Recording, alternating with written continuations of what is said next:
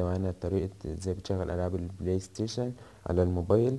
هتحتاج برنامج اسمه PPSSPP. ده هتلاقي اللينك بتاعه تحت الفيديو، ووصلة ال OTG دي من الناحية دي USB، والناحية التانية مايكرو USB.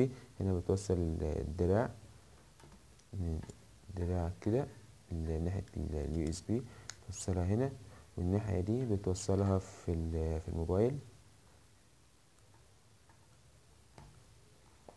وبعدين تضغط على البرنامج.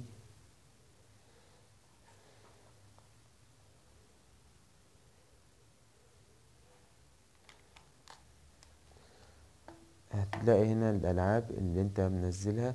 شوف انت منزلها على انه فولدر، هتلاقيها جوه الفولدر. هنا لو سايبها برا هتلاقيها هنا، انا سايبها برا. فهتدخل مثلا على بيس 13.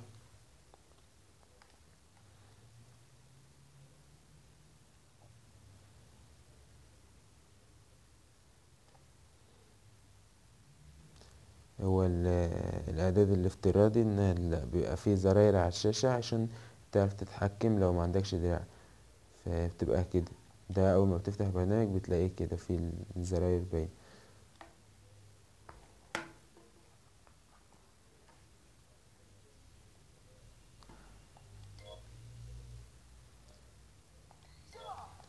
هنا تبدأ اللعبة عادي، بس المشكلة فيها عيب انك مش بتعرف تختار الفريق بالدراع، لازم بالزراير دي.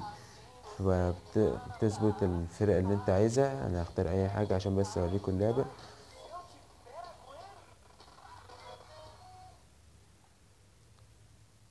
وعايز تلغيها بقى بتطلع دوس باك، وبعدين تجيب settings، بعدين controls، بعدين on screen touch controls، تلغيها ترجع.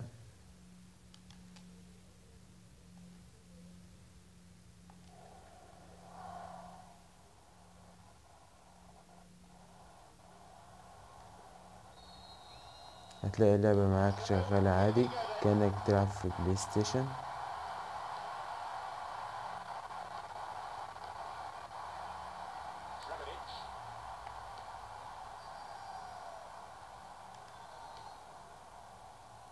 كده في عندك بقى ألعاب كتير زي بيس 13 وبيس 16. لو طلعت برا كده اهي بيس 16.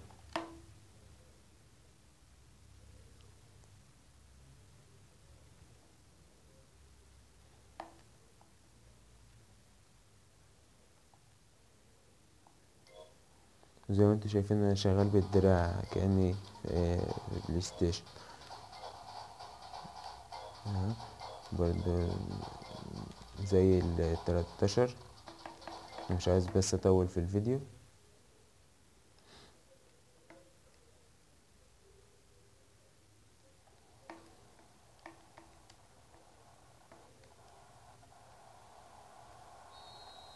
شغالة برضه اهي،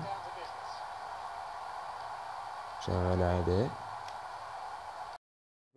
في بقى الألعاب أندرويد بتدعم الدراع، يعني تدعم إنك تشغل عليها الدراع، زي مثلا لعبة براذر ان ارمي ولعبة ريال ريسينج 3.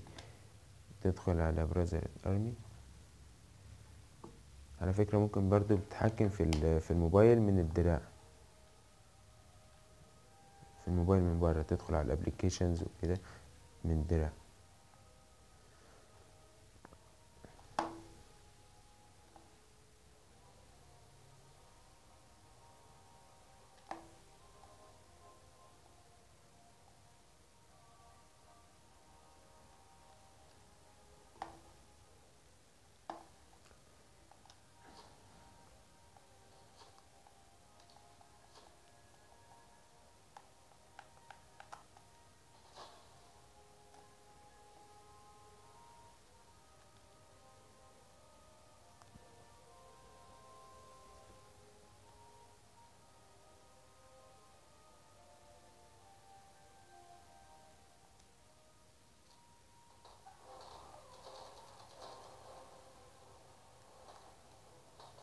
هنا بتتحكم عادي اهو بالدراع زي اي لعبة شوتينج.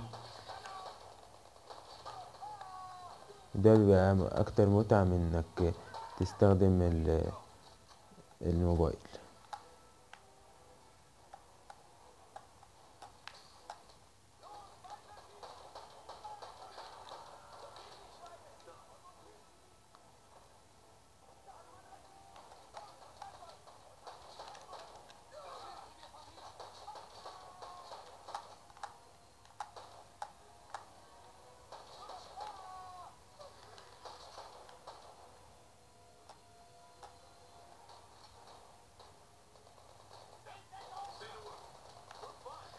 ودي لعبة براذر ان هود ان تاني لعبة معانا ريال ريسنج 3.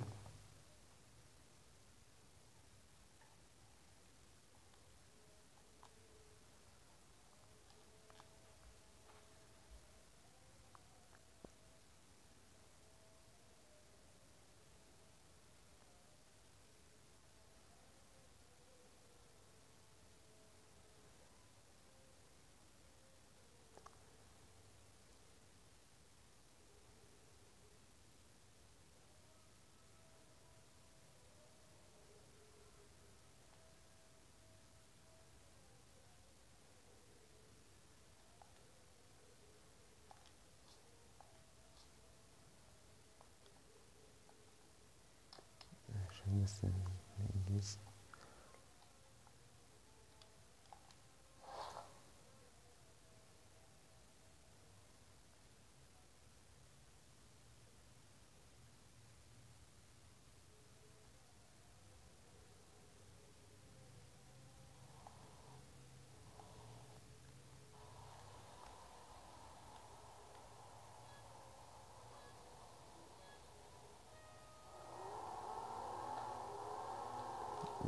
شايفين الدراع شغال بس في مش دقيق في اللعب.